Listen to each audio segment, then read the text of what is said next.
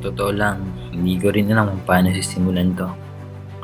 Pero may mga bagay talaga na hindi mo na kailangang planuhin. Kailangan mo na lang simulan. Madalas, ang unang hakbang, yun ang pinakamahirap.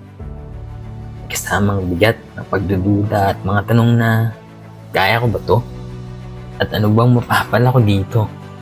Pero kahit magulo, kahit alangan, minsan ang kailangan mo lang, ang mismong unang galaw. Parang sa motor, na hindi aandar hanggat di mo pinapadyakan. Ikaw muna ang gagawa ng kilos bago ka dalhin sa biyahe na gusto mo. Kasi ang simula, hindi laging maganda, pero palaging mahalaga.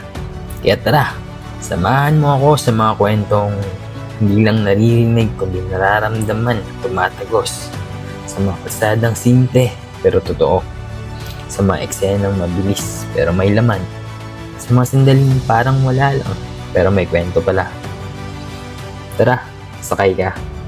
Hindi man laging diretso ang daan pero bawat liko may kwenta. Bawat tanong may saglit na sagot. At sa bawat ride, may rason kung bakit ka napasakay.